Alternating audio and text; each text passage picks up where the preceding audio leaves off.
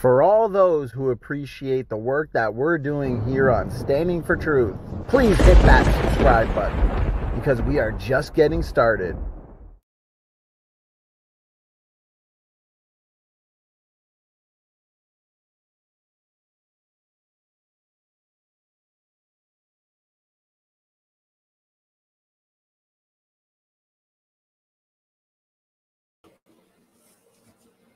Okay, guys, looks like we are live for this incredibly exciting debate. It's the big round two between TJump and Bill Morgan. And tonight we are debating creation or evolution. What is the better explanation? We've got two seasoned debaters here. TJump, I think he's had about 1,000 debates. And Bill Morgan, you're no stranger to debates as well, which is why this is going to be one to remember. So I am pumped. Before we go over the format and before we get into the actual debate itself, let's break the ice. Even though both Tom and Bill are no stranger to debates, everybody really knows who you are. It's always a good way to break the ice. Give a little introduction of yourselves. Who are you? If people were to go over to your channel, what are they going to find? What are they to expect, for example? So why don't we start with Tom? It's been a while since you've been here, so I appreciate you giving us your time for tonight's debate. You are muted. Just make sure you unmute yourself. And once again, thanks for being here, Tom. What's going on? Yeah, thanks for having me. Appreciate the invite as always. I'm TJump on my YouTube channel. I do lots of boring things like sleeping, mostly playing video games, and occasionally talk about stuff. Mostly I just sell bathtubs. That is my occupation on YouTube. So you can see my selling bathtubs on YouTube. But yeah, thanks again. Appreciate the invite as always. Awesome. My pleasure. Good to have you here. And Bill, once again, thanks for being here as always. Thanks for giving us your time. This is exciting. What's going on? How's life been, Bill? Brief introduction. Well, life is great. I sell a little shower rings and bathtubs. I got all different sizes on my website if you're interested. You guys could work together. It's planes, trains, and automobiles reference. No, I'm an old engineer. 37 years I've been doing engineering. And on my channel, I have debates and different topics about life, perhaps. Not too many things, but I got a few. And I'm a former atheist, and now I believe science glorifies and teaches that God is real. Awesome. Well, thank you, Bill. And thank you, gentlemen, for the introductions. Everybody in the chat, I know you're as excited as I am. Please make sure if you are asking a question, tag me at Standing for Truth. And that way I won't miss your question, because we will have a Q&A after the concluding statements. Guys, we're going to have a fun format for the night. Okay, so I'm going to go over it real quick, and then we're going to hand it to Bill, who's going to be starting off with a 15-minute opening. So we're going to have a 15-minute opening from Bill, followed by a 5-minute rebuttal from Tom, and then a 15-minute opening statement from Tom, followed by a 5-minute rebuttal from Bill. And then we're going to have a couple rounds of cross-examinations, 5 minutes each, okay, followed by about a 20-minute discussion. We're going to keep that discussion portion more free-flowing and organic until we've exhausted the topic. We're going to end it with 5-minute closing statements from Bill and then from Tom, and then a question and answer from the audience. So once again, tag me at Standing for Truth. And enough for me. You didn't come here to see me. You came here to see the debaters, TJump and Bill Morgan. So Bill, we're going to hand it over to you. You've got 15 minutes. You start right now, right this second. I'm just kidding. So Bill, if you're looking to share your screen, let me know. I'll share it. And everybody in the chat, also let us know how the audio is, the video is. Make sure we're not having any issues. And okay. I know you gentlemen, I know, Bill, you usually time yourself. What I'll do is I'll give you a 1-minute warning, and that'll give you the necessary time to kind of wind things down. So, Bill, whenever you're ready to share screen, just pop it up there, and I'll. Okay, so you're going to do it all on your end? Yeah, as long as you click the share screen, then I can approve it for you, and then you can go through your slides. All right.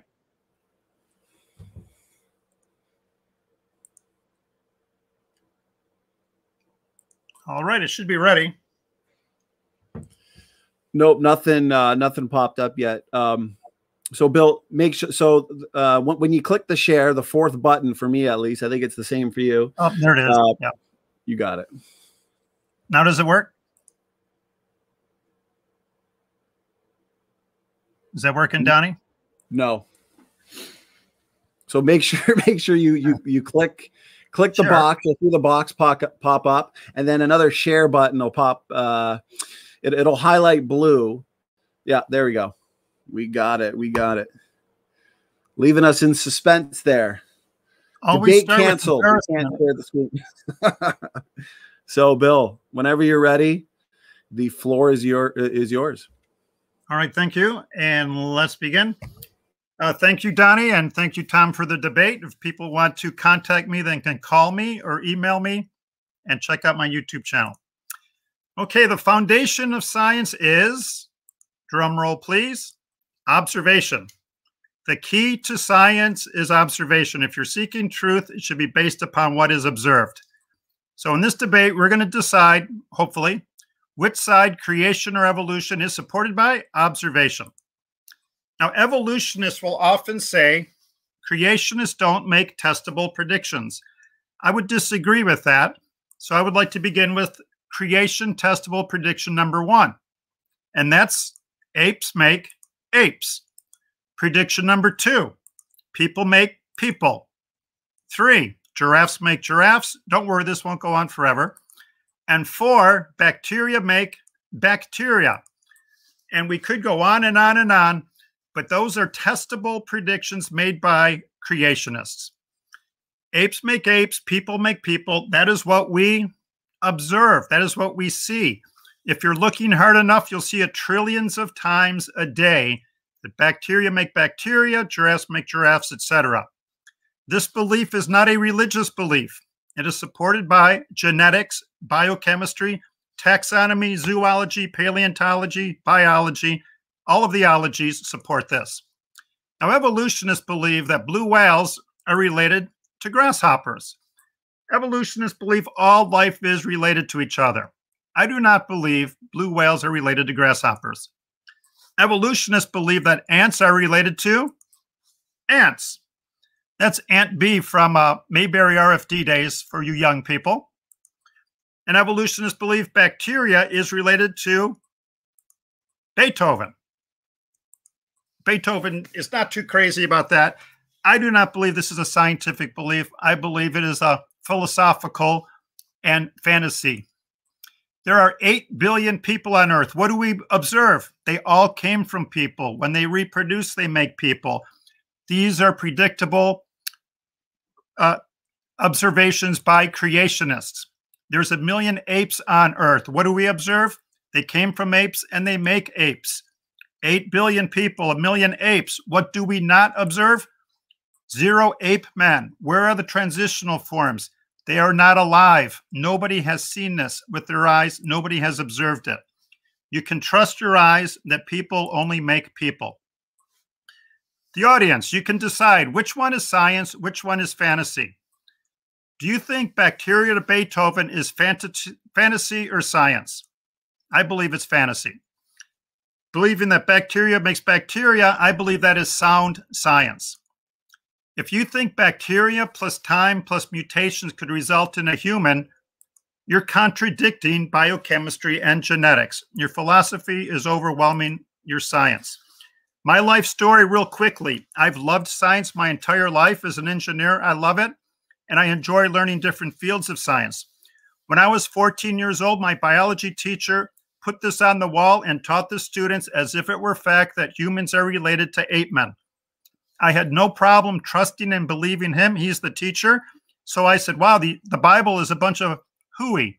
And I rejected it and thought it was an anti-scientific book because my teacher said we came from ape men. Very important. What are these? Ladies and gentlemen, these are cartoon drawings. This is not observational empirical science. These are drawings. When I learned how lousy the fossils actually were at the age of 26, I investigated it more and more and concluded that the theory of evolution is nothing but stories and drawings. It's not observational science. It's not genetics. It's not biochemistry.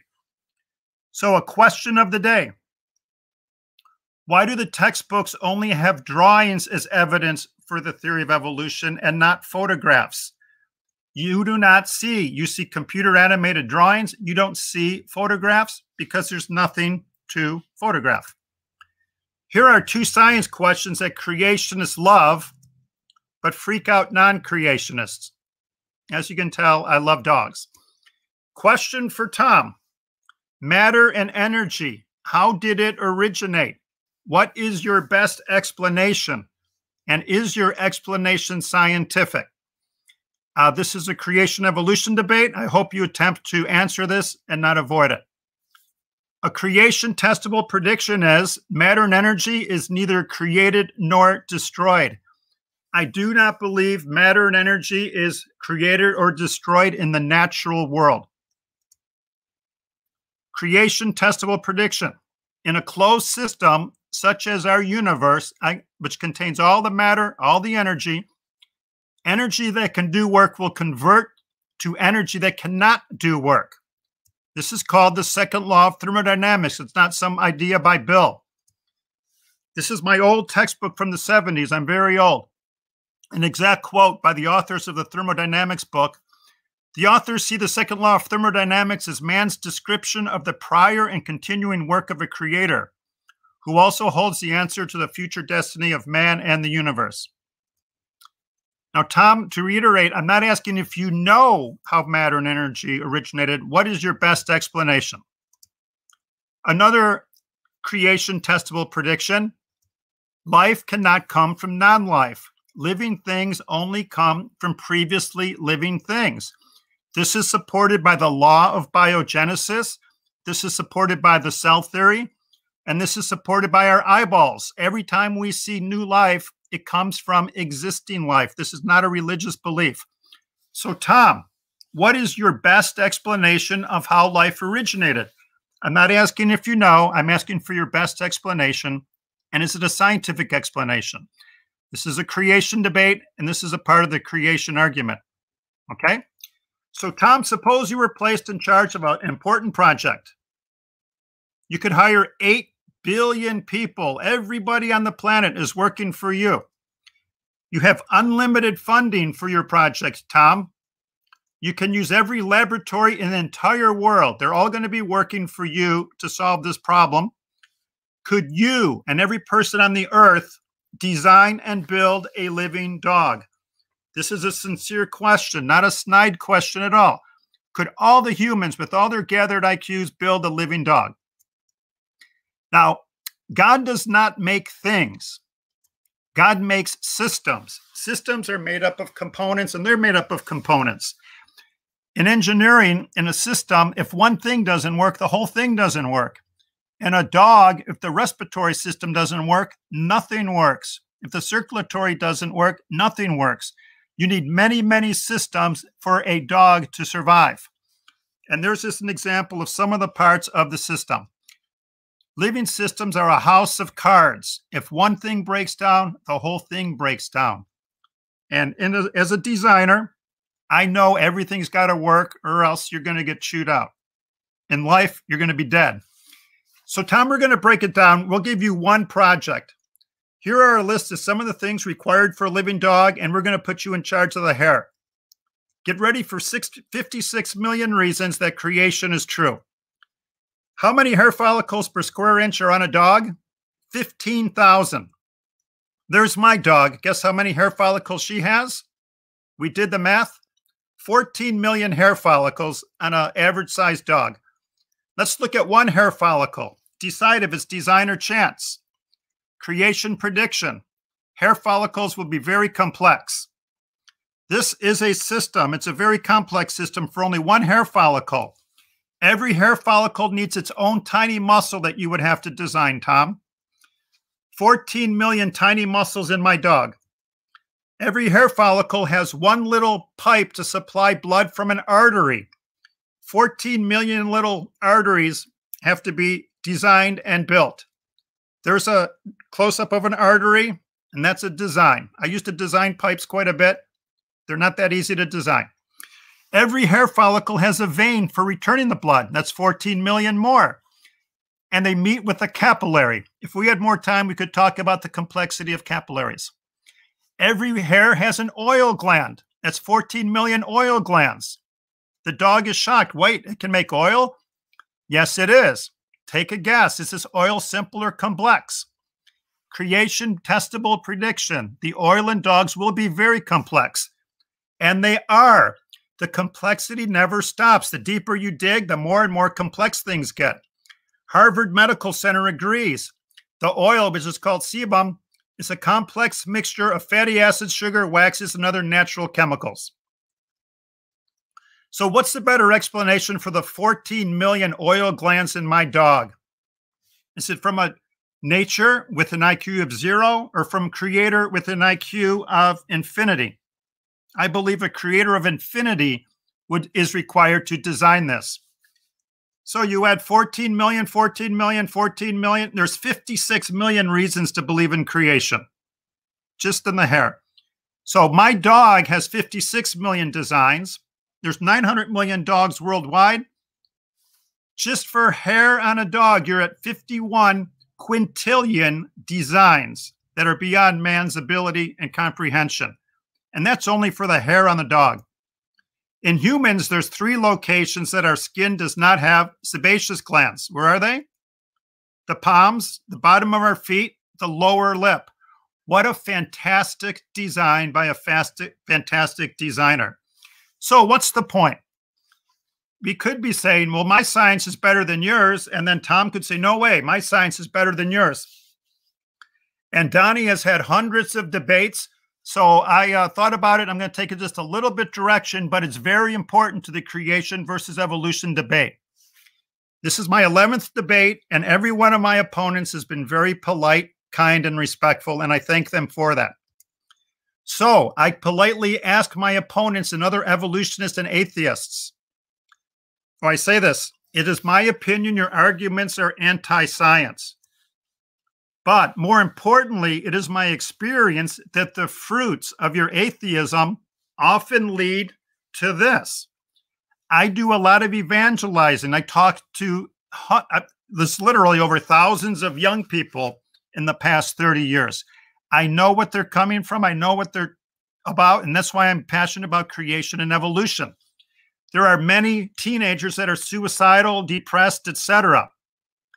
The reasons these people give me, and the teens will tell me about it, are all of these things.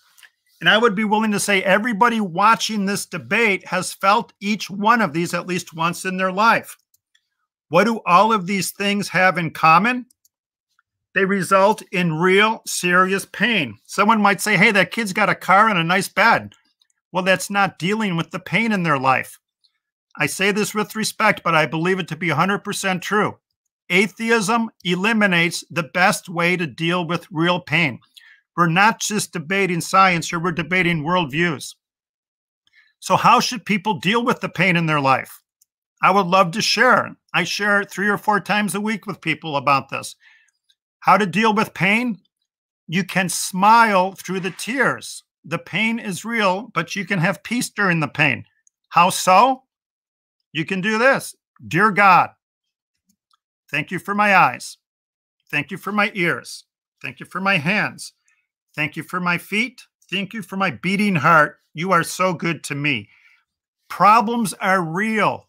Pain is real, but the pain can be overwhelming if you don't know how to deal with it, and it's all that you think of 7 days a week. I encourage people to call a timeout and be thankful to God for what they do have. Atheism eliminates this source of relieving pain, of being thankful for what you do have. Freddie Mercury of Queen, I love their music. In a movie, he had a huge party. He had friends, he had sex, he had drugs, he had everything going, money. He was miserable. He said a quote in the movie that was very good. He said, everybody in the human condition needs anesthesia. Everybody has pain. We need to learn how to deal with the pain. Alcohol can make a person happy for about 2 hours. It doesn't cure the pain. Drugs can make you happy for 2 hours. Any sin can make you happy for a couple of hours, but they can also destroy you. The way to deal with pain is not by destroying your life. It's by being thankful to the Creator. This drunk driver in Texas did not plan on killing somebody, but he did. Okay, thank you. He did end up killing somebody.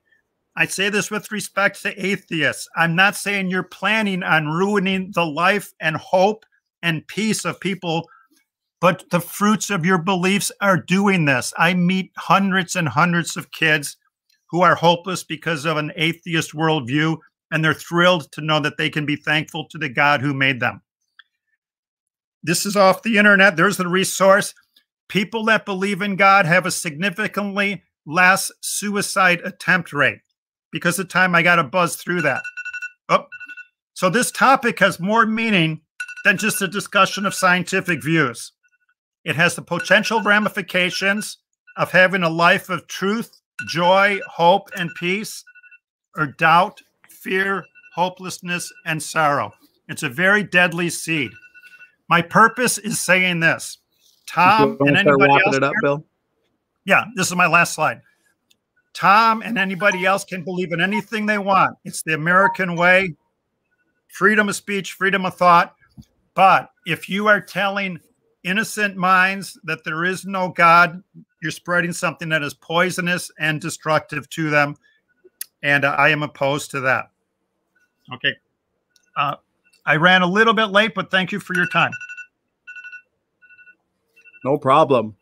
I appreciate it, Bill. Thanks for your opening statement. Bill looks like he went over about 35, 40 seconds. So, Tom, take as much time as you need. If you got to go over just a little bit as well, go ahead. But before we get into your opening, Tom, looks like we're jumping into your 5-minute rebuttal. So whenever you're ready, the floor is yours. Is that right, Bill? We're doing 5-minute rebuttal after the openings? Yes, sir. Okay. You need time to prepare. If you want to get your thoughts or act together, you can. No, that's fine. So the only evidence you presented in your opening was hair is really complicated. What's more likely, nature with an IQ of 0 or God or infinite IQ?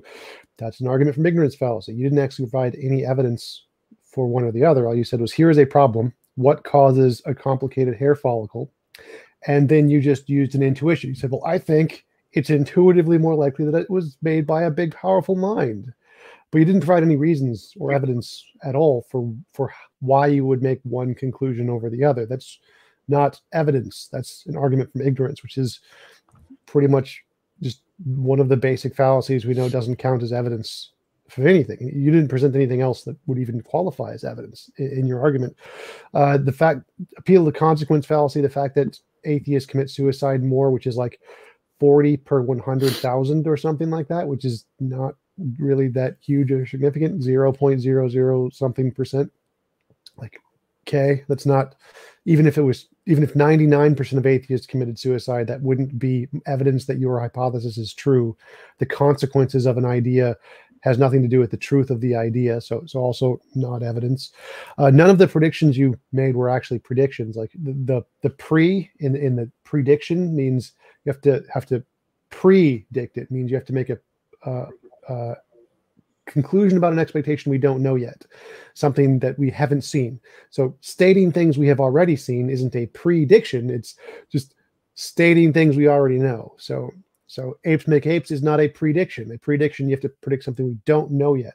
It's like predicting the sun will rise tomorrow. Like, oh, wow, what an amazing hypothesis you have. You're going to predict things that we already know. It's not a prediction. That's why in science we require novel testable predictions, not just stating things we already know, like the sun will rise tomorrow, not evidence.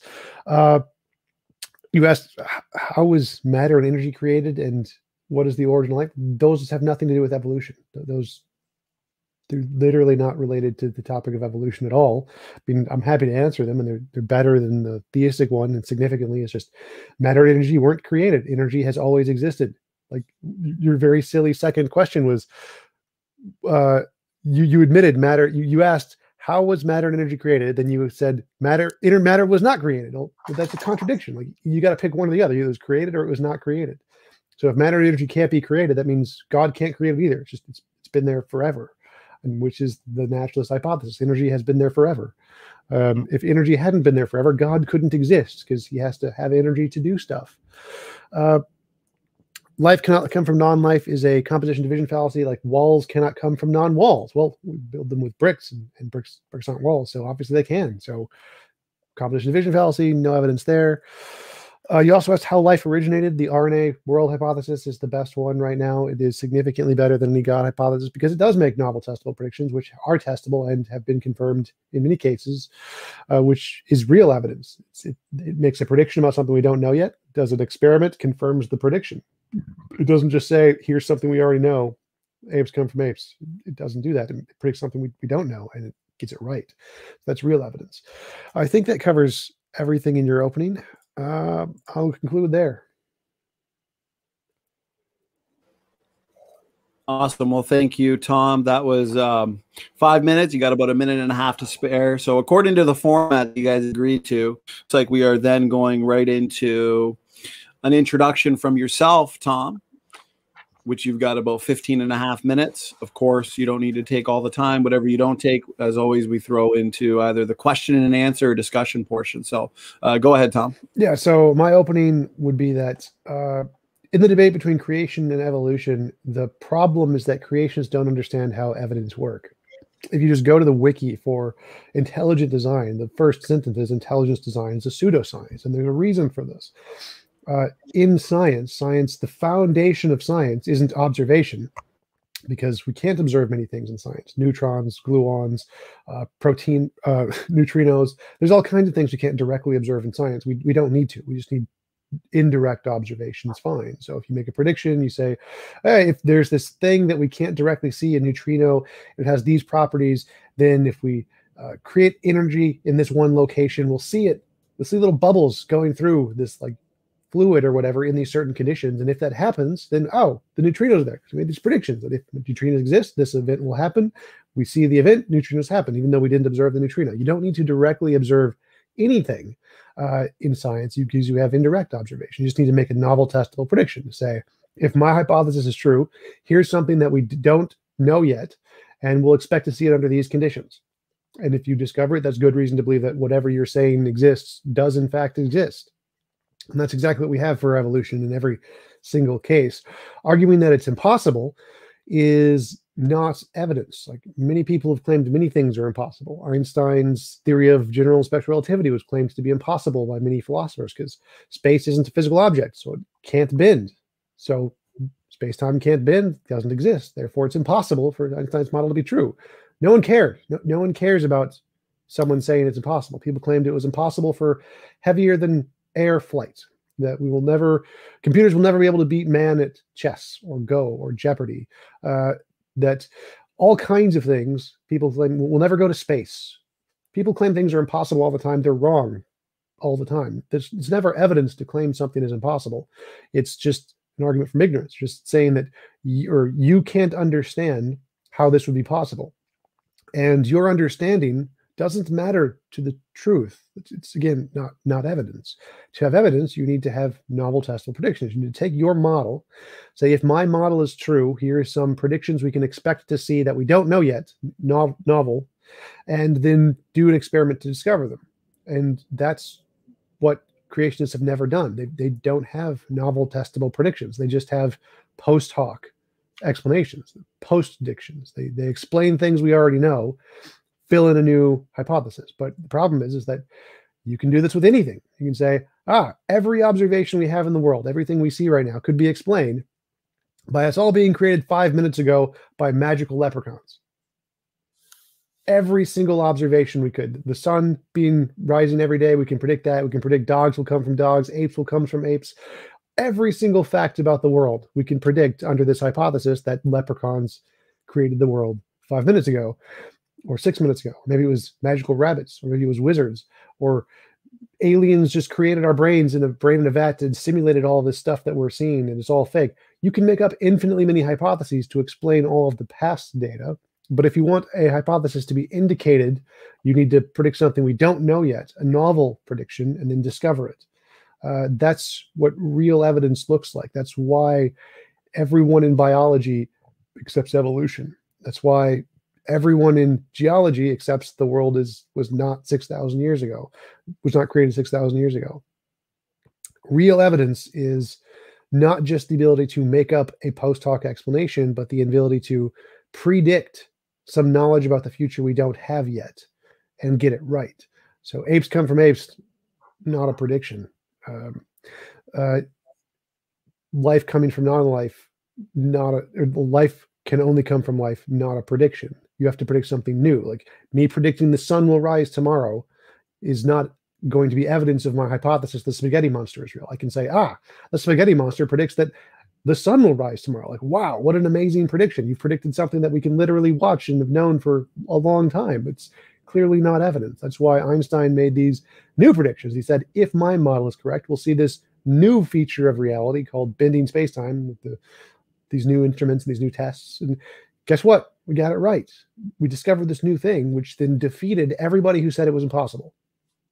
So this fundamental misconception of creationism and intelligent design is that they think that if they say it's impossible in enough ways, that'll somehow count as evidence for their hypothesis, which it doesn't. Like if you have two hypotheses, A and B, and you just say B is impossible, that isn't evidence for A, because A could also be impossible, or B could be actually be possible and you just got it wrong. Like the fact that you claim it's impossible doesn't count as anything. You need positive evidence to show something is possible, not contrary evidence to show it's impossible. Like if I have a hypothesis of a round square and your argument is round squares are impossible, therefore it's wrong, and I make testable predictions about reality about this round square, like the light will curve around the sun at a specific rate if we measure it, and we test it and measure it and see that light does curve around the sun at a specific rate, I win, you lose. It doesn't matter how impossible you think the hypothesis may be. I made the predictions that we didn't know yet about reality. That's what real evidence looks like. So my hypothesis wins no matter how impossible you think it may be. So any of these kind of impossible arguments are all arguments from ignorance or arguments from incredulity, and that's essentially all creationists have, is that it's really hard to understand how that could happen because it's really complex and I can't understand it. That's not evidence. Like to have evidence, you need to actually take your hypothesis, do real work in the world, and make predictions about things we don't know yet and get it right. And until you can do that, you have nothing. You just have arguments from ignorance. And I'll conclude there.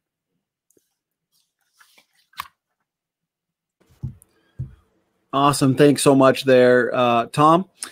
That means we are handing it over to Bill. You have your 5-minute rebuttal. As always, when it comes to the rebuttal rounds, I got to be a little bit more strict in terms of time. So you have 5 minutes. I'll start the clock on your first word. I'll give you a 1-minute warning, and then we'll wrap it up right at 5 minutes. So, Bill, the floor is yours. Okay. Well, it sounds like a philosophy versus science debate where Tom is saying, well, according to this definition, if the definition isn't right, your belief is wrong. Well, those are predictions about the offspring because we haven't seen them yet. And you have a definition of evidence that satisfies you. Well, we've got so much evidence, trillions and trillions of pieces of evidence. Are we going to go with words and definitions or scientific empirical evidence? Studying how a system works. Please explain how a hair follicle would evolve, a cell, etc. So we'll go through it. He said I only produced the hair, but then he did admit I brought up thermodynamics. Tom said he believes in eternal energy. I don't know. I'm not being condescending if he's heard of entropy. Entropy is a function of time, and I do not know of anyone who believes in an eternal universe. Okay, he's glossed right over biogenesis and the cell theory that life only comes from life. If it doesn't fit his philosophical definition, he dismissed that as well. But that's something that he should address. I introduced genetics, biochemistry, taxonomy, zoology, etc. That's what we observe, and a definition cannot wave those away. And the design argument is a fine argument. Just because it's incredible doesn't mean it wasn't a design. The deeper we dig into designs and DNA and the cell, the more and more complex they get, which makes the atheist position more and more untenable. So again, he talked about predict, almost went to the Latin on that. Well, we don't know that yet, but what we don't know the predictions that an ape's going to have an ape. But Tom, when you fall in love and get married, I predict you're going to have human beings with 46 chromosomes. He talked about the RNA world, and it's not a quiz show, but I wonder how much he knows about this. RNA, does RNA need proteins? Does RNA need energy to reproduce? When RNA is reproduced in the lab, are they adding chemicals to it, or is just the RNA? There's so much more to life than just the RNA world. We can talk about that. He talked about things you can only directly observe, but then he talked about neutrinos. The effects of things can be observed, and that's scientific. Science is based on observation. The effects of neutrinos is a scientific process. He talked about, and I got to share a screen. Can I get an extra second or two? Donnie? Can I share the screen without losing any time? Hello? I was giving you the thumbs up, Bill. I was on mute. So okay. Yes, go ahead. Okay. He said all biologists and all geologists believe either in evolution or an old Earth. That's just patently not true, and I'm sure he knows that, but he talks about consensus, okay? People will say the consensus is that the theory of evolution is true. Let's go back to 1979 and see what consensus can do. George Washington was very ill. What did they do? Bloodletting. The consensus of all the great minds was take as much blood out of him as we can. What was the result? A tombstone, 1799. Talking more about consensus, if you're in Egypt in 1550 BC and had an earache, the consensus was cow dung, okay? If you cut your finger, they can fix that. The Egyptians, the consensus was donkey dung, okay? Question authority, because my question to Tom, if you're just going to go with consensus for your whole life, in 1850, would you be a creationist? Because that was the consensus at the time. Don't worry about peer pressure. Don't worry about consensus. Worry about facts, evidence, observation, design, thermodynamics, biochemistry, all speak in support of the creation position. Let's just talk about the systems real quick as my time ticks down. My dog is a system. Her follicles are a system, but the follicles are useless without a digestive system, a circulatory system, a nervous system, a muscular system. I would like Tom to try to begin to explain how he would design 14 million tiny muscles to control the hair. Could he and the entire Earth, a combined IQ of 800 billion people working on designing a dog, could you build a living dog? Okay, my time just ran out. And I thank you very much. Well, okay. And you did have a couple seconds to spare just because we gave you a few extra seconds for your screen share. That being said, Bill, thanks for your rebuttal. I'll take those couple extra seconds. Donnie, can I have if you want to wrap up your points, go ahead. Okay. Yes, so go ahead. Tom, wrap up your points, Bill. Tom, if you and your design team could make an entire living dog, you got to make a female dog as well. And good luck with that, my friend. But thank you. Well, gentlemen, I want to thank you for both your opening statements and both your rebuttals. We are now moving into the cross exam. So everybody's favorite part of the debate, the cross exams and the discussion. So it looks like we are starting with Bill, who is going to be firing questions at Tom for 5 minutes. I'll start the timer on your first question, and then we'll throw it over to Tom to ask you questions for 5 minutes, Bill. So the floor is yours, gentlemen. Okay, I guess I get to go first. Tom, why do you believe in the RNA world as the best explanation for the origin of life? Novel testable predictions. Please tell me. Novel testable predictions. Great. What have you observed that made you convinced this is a good explanation? I'm just going to pause it. I'm just going to pause real quick. Bill, if you wanted to take I think your timer was still going off, or maybe it is. Sorry about that. We don't want to be hearing that for the next. So take your. I've paused the time, so no worries. No worries. It's a new timer. Can you hear it? Hold on. Only very faintly now. the timer that won't stop. You won't be able to hear it. Okay, well that gave Tom some work out. All right, so we'll start over. Hey Tom, what novel predictions have you seen in the RNA world hypothesis that made you say that's how life originated? Several dozen of them. They're all listed in the article, First Life, the Search for the First Replicator by Michael Marshall in the New Scientist article. They go through a list of all the different progresses made in the RNA world hypothesis where things we didn't know about were finally discovered, starting with RNA enzymes to RNA replicators to self-replicating molecules. It just goes through a whole list of them. Okay, do you know what an enzyme is? Sure. What is it? Biological function. Like, what is this? No, it's not. It's a protein. You're starting with RNA. And I say this with respect. It's not a quiz show. But, Tom, RNA needs proteins to reproduce. And you can't start with RNA. Is there a question in there?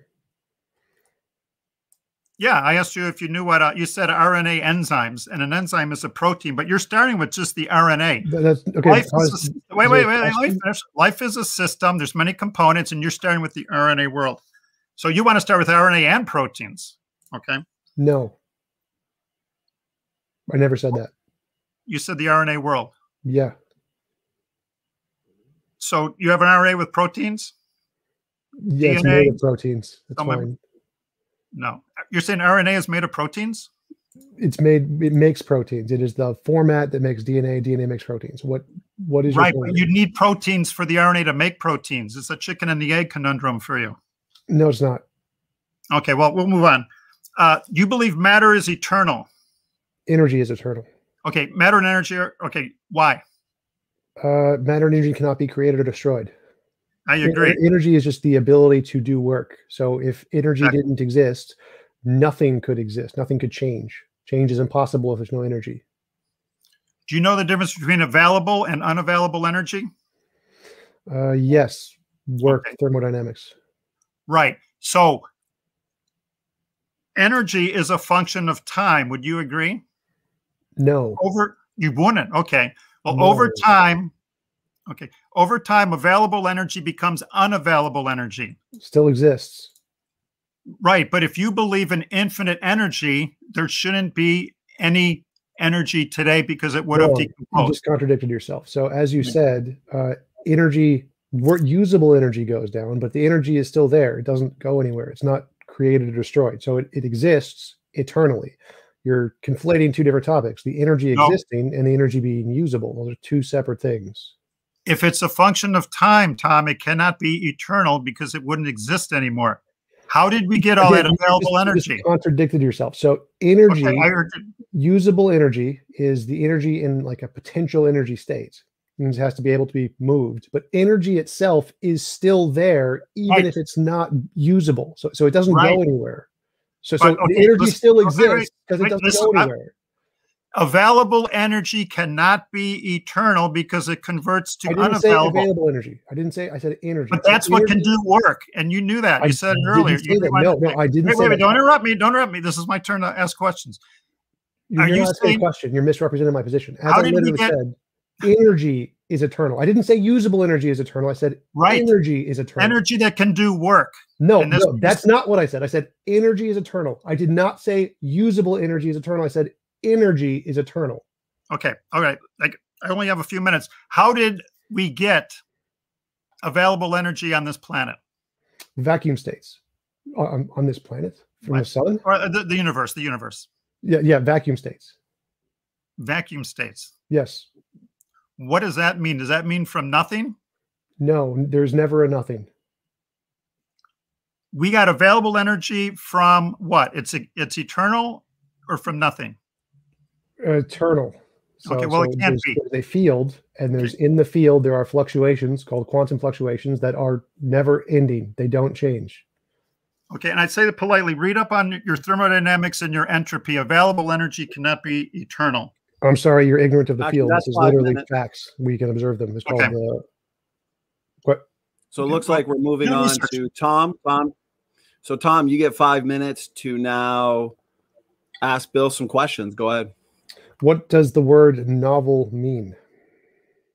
What does the word novel mean? I'm not a philosopher or into word games. You tell me. Means new. Okay. So what is a novel testable prediction? A new prediction. Yes. So is apes come from apes a novel testable prediction?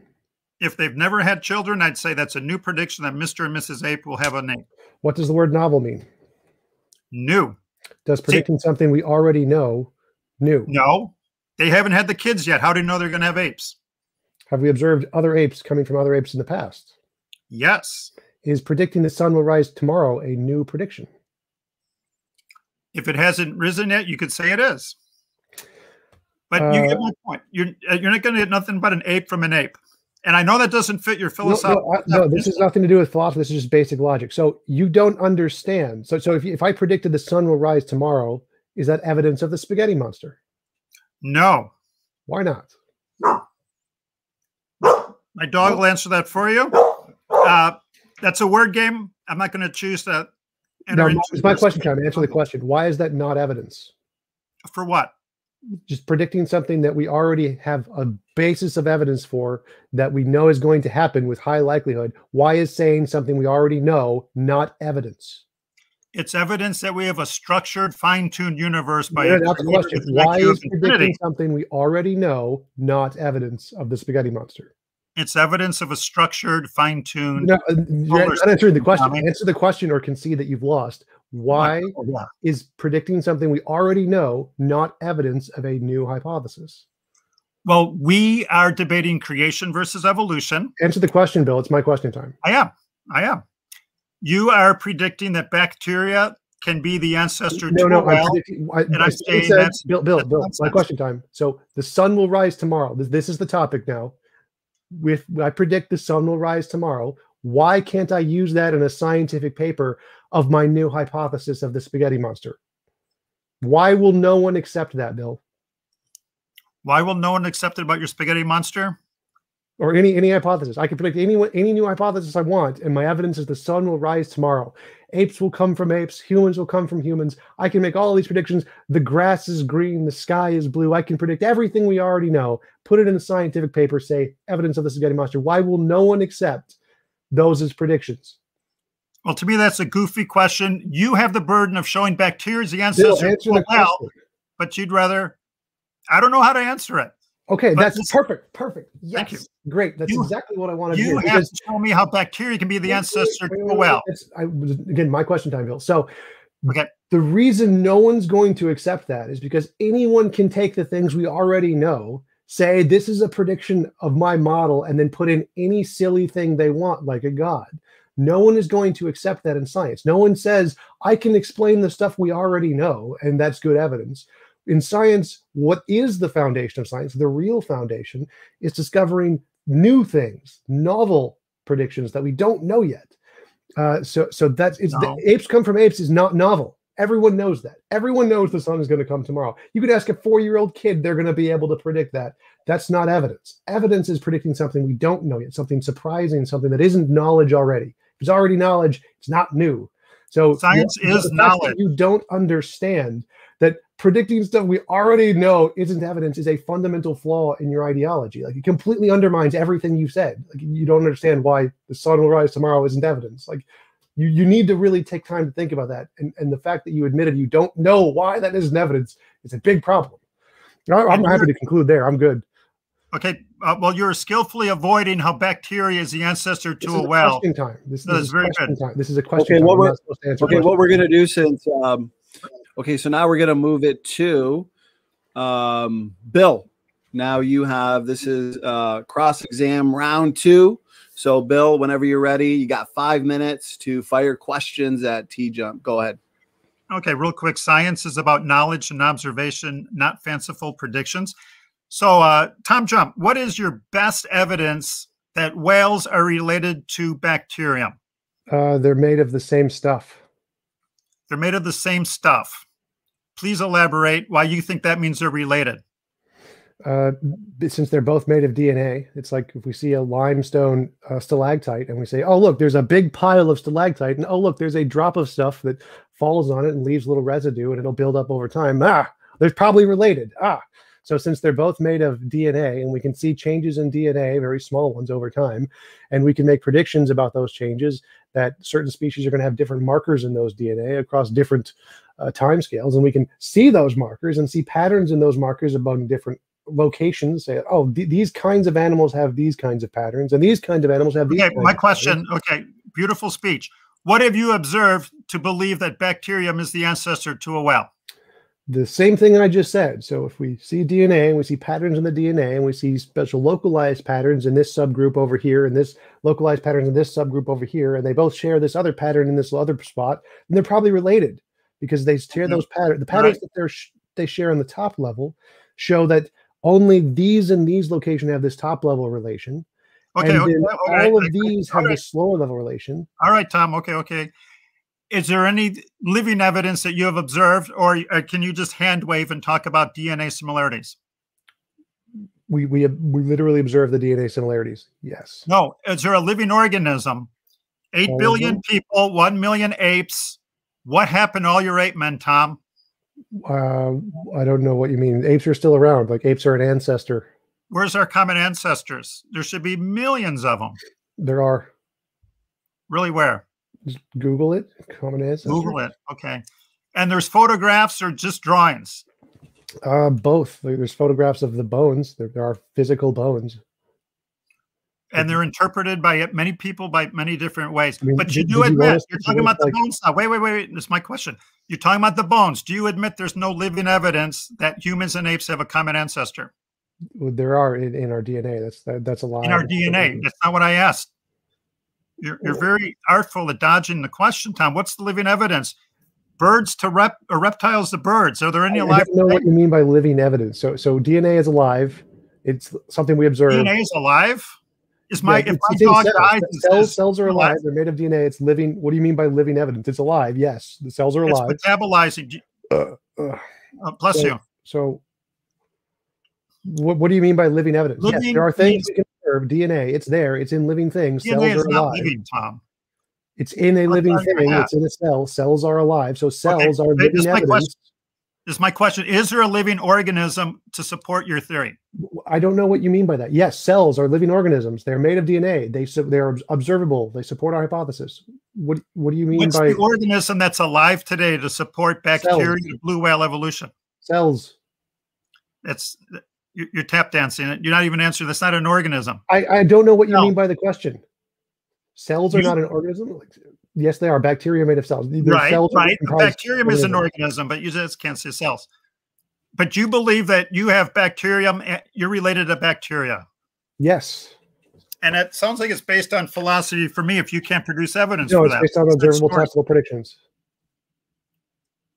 No, not one living organism today supports your theory. It's called genetics and biochemistry. Every single one of them does. We observe every single one of them has DNA patterns that we can follow the markers of exactly the same as we can tell I'm related to my sister or my aunt in the exact same way. We say, oh, look, there's these genetic similarities at this point in the DNA, and it's of these locations that we can tell we're related. We use the exact same method for every single life form. Like, oh, there are these genetic markers in these species at these locations. You said that 3 times already. But you do admit there's no living organism, so I win. No, I just there are like the same living organism. Like there's no common ancestor between me and my sister. Very good at the words. Very bad. No. So where's the living? Where's the living organism? Bacteria. Where's the living organism? Biochemistry. That's observation. Where is the living organism between me and my sister? Where's the common ancestor? Mom and dad. Parents are dead. So if my parents are dead, there's no living organism. Oh, what do you do? So we've got 25 seconds, Bill. We got 25 seconds. So if you want to, that time for one last question or switch to, it's up to you. If you want to ask a last question real quick, Bill, and then let Tom answer it, and then we'll jump into Tom's 5 minutes. Go ahead. Why are you an atheist? Because it's supported by the evidence. And what's the best evidence for that? The fact that there's no evidence of a God means it's most likely imaginary due to the fact that every single hypothesis we've come up with starts as imaginary until demonstrated otherwise. So the human eye is the result of nature with an IQ of 0 or a designer? Nature. You have more faith than me, and I respect it. There's no faith. There's no faith there. I didn't say faith at all. So trauma. All right, gentlemen, thank you for keeping this fun and lively and engaging. We got over 70 people in the chat, so everybody in the chat, make sure to hit that like button. I appreciate the super chats and great questions. Once we do get to the Q&A, guys, we'll get through as many as we can, or else we'll be here for 10 hours. So anyways, let's hand it over to Tom. Tom, you got 5 minutes to cross-examine Bill. Go ahead. Who is the common ancestor between us and Jesus? Who is the common ancestor between who is the living organism common ancestor between us and Jesus? Well, on the silly scale, that's about a 9.9. I believe you can just pick my great grandparents. So who is the living ancestor, the living organism who is the common ancestor of us and our great grandparents? Mitochondrial Eve. Have you ever heard of mitochondrial Eve? I know it's your time, but that's my answer. Is a living organism today that we can observe? Well, I don't want to take your time with the question, but do you know what about mitochondrial Eve? Is that a living organism today that we can observe, which is a common ancestor between us and our great-grandparents? Yeah, just like our parents. My parents are dead too. Is that a living organism common ancestor that we can observe? It is a common ancestor that is dead living organism. I'm asking your own silly question. Is that a living organism that we can observe today, which is a common ancestor? No, but through your love of genetics and mitochondrial DNA, we know that all humans have the same. So the point here I wanted to make here is asking. I mean, at one time you're talking about DNA. Then my rebuttal is my question time. Bill, stop. My question time. Bill, you're taking up my question time. So the point here I wanted to illustrate is that your silly question about what's a living common ancestor. If it's an ancestor, it's probably dead because it's like our great grandparents. Like you can't have a living common ancestor. It doesn't make any sense, Bill. It's dumb. So next question, like. Their offspring could be alive today, Tom. Yes, that's fine. We have They're that. Not. We have that. So next question. Is there a difference between energy and usable energy? Yes, absolutely. Does No, wait, energy, available energy and unavailable energy. usable and available are synonyms, Bill. So does energy itself created? Does that have a beginning? Absolutely. It's called entropy. Okay. Bill, is entropy the beginning of usable energy or energy itself? Ah, very good. I believe the ball started at the top of the hill, that at the beginning, we had a lot of available energy. And as time goes on, the ball is rolling down the hill. Bill, I don't understand. Bill, let me, one sentence. Available energy becomes unavailable. Okay, but that's not my question, Bill. Again, listen to the question. Bill, is entropy, the second law of thermodynamics, is that a beginning to energy or usable energy? Available energy. So did actual energy unavailable? There was heat. There was Bill. Did energy itself have a beginning? I'm not talking about usable energy, Bill. Yes. Wait, what? So you're saying because of the second law of thermodynamics, which only has to do with usable energy, that all energy had a beginning? Am I understanding? Okay. Oh, all right. I guess you just bite the bullet on that one and admit you don't understand physics, but okay. I mean, wait, my friend. Wait, my condescending friend from Minnesota. Unavailable energy is still composed of atoms. Atoms are not eternal. Your Big Bang proponents even teach that. Do you think atoms are eternal, my friend? So you're saying there's no energy in waves? Like microwaves, radio waves, those don't matter. Energy. It comes from a source that has matter. It doesn't come from your spaghetti monster, Tom. Wait, energy comes from nothing. Radio waves and microwaves come from matter. Is that right? Microwaves come from a source, not from nothing. So like what happened before there were any hydrogen atoms? How did what? Go ahead. So in physics, standard physics, atoms can form. They don't just start. There were no atoms, and then atoms formed. So you seem to not really understand how waves, energy isn't just matters. So matter equals energy times mass equals MC. Matter times speed of light or whatever. MC squared. Yep. So it's energy isn't just matter. It doesn't come from matter. Energy is a field that exists there, and matter comes from that field, not the other way around. So you seem very confused by thinking that energy comes from matter. No, matter is energy. No, it can. 20 seconds. 20 seconds if you want. But that's not what I asked. Energy source. So I asked, does you're energy... very good at in words, very good at philosophy. But I'm not doing any philosophy. This is just physics. So again, my question is, does thermodynamics, which only has to do with the usable energy, indicate a beginning to the energy itself? Yes. Okay, let's allow Bill to answer that question. That'll be the last. Bill, yeah, if you want to just answer that question, and then we'll just transition right into the 15-20 minute dialogue where it's not really as it's a little bit more free-flowing and organic. So go ahead, Bill, answer that last question from Tom, and then I'll set the timer for the last portion, a brief dialogue. So go ahead. Well, just to repeat again, I already said it. Available energy is like a ball on the top of a hill. Over time, it's going to go downhill and convert available energy to unavailable energy, such as heat. Energy is a function of time. Energy cannot be eternal. Available energy cannot be eternal, Tom. And talk to your physics buddies about that, and they'll agree to you. They'll elbow you in the ribs and say, that Morgan guy was right. Nope, they're all going to say you're wrong. Okay. Because energy... I know it won't convince you, Tom. Your mind's made up, but... Well, you can just ask the first law of thermodynamics. Energy cannot be created or destroyed, so it is eternal. The second law is that usable energy goes down, but the energy from the first law is eternal, no beginning. Usable energy, sure. Energy, no. I mean, this is basic physics.